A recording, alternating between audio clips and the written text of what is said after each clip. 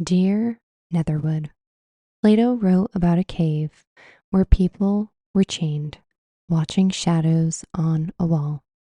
Others, they, stood by the fire that cast those shadows, shaping them into what they wanted them to be. Those who sat idly watching mistook the shadows for reality, arguing about them, defending them, building their identities around them. If someone turned toward the fire or dared to walk outside, the light would hurt at first. Truth tends to leave a sting when it reveals itself. Sometimes I wonder how much of what we fight about now is merely shadow play. How much of our outrage is silhouette? How much of our certainty is projection? How much of what we share is manufactured by those who sit closest to the fire? We live in a time where shared reality feels fractured. Our screens glow brighter than our hearths. Our campfires are algorithms feeding us shadows and calling it clarity. War images move across our phones in seconds. Narratives sharpen, sides harden, voices rise, nations posture, comment sections ignite, and somewhere in the middle of all of it, the human heart tightens. It tightens to protect itself from feeling the sting over and over again. There are real conflicts in this world, real suffering, real grief. But there are also narratives, powerful, persuasive, profitable, that shape what we see and how we feel about it. There are systems that know how to amplify our fears, and unfortunately, they are ever expanding.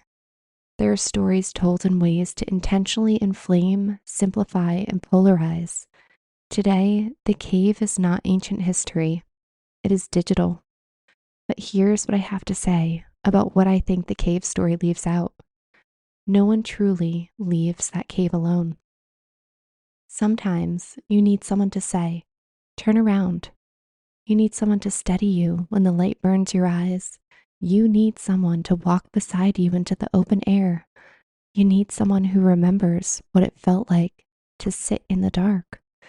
You need someone to tell you that you are not alone. Plato believed that once someone saw the sun, they carried a moral responsibility to return to the cave and help others out. But he also warned that those still inside might resist. They might mock, they might attack, they might cling to the shadows because the shadows feel familiar.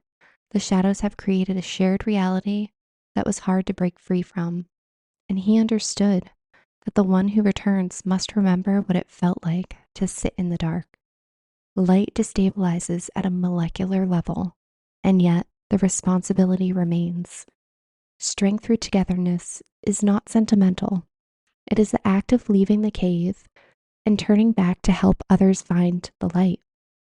Not to be the next to conquer them, not to shame them for succumbing to manipulation, not to declare superiority since you found a way out, but to steady them and to show that there is another way and there is always a choice.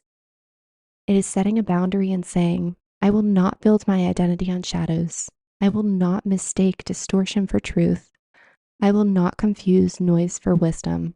And when I find the truth, I will share it, no matter the risk. Malachi wrote of a turning.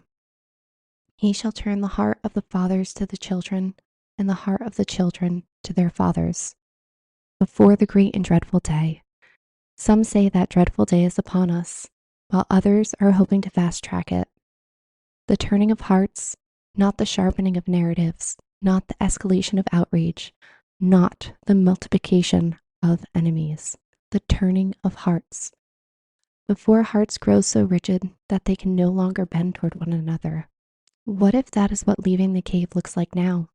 Not winning arguments about distant wars, not absorbing propaganda as personal destiny, not carrying every global conflict as if it were our own interior battlefield, but turning our hearts toward our children, toward our parents, toward our neighbors, toward the strangers sitting across the cafe from us.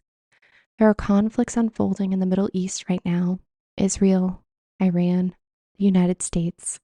Long histories with deep wounds, competing stories and agendas. Power struggles that stretch beyond what any one of us can fully grasp from a screen. We can grieve, we can pray, we can care. But we must be careful not to let narrative machinery recruit our souls. Not every war must become our identity. Not every headline deserves to live rent-free in our head or our nervous system. Not every shadow must dictate our peace. The chains in the cave were described as iron. But what bound them was not metal. It was habituation. It was conditioning. It was a life facing one direction long enough that the turning around felt impossible. The shackles were perceived. The captivity was real. Not because iron was unbreakable. It was because the prisoners believed that it was. Ours are subtler still. They hijack the nervous system. They reward reaction before reflection. They turn fear into identity. They promise interconnectedness while isolating us behind glass. They addict us to immediacy. They convince us that constant access is the same thing as communion.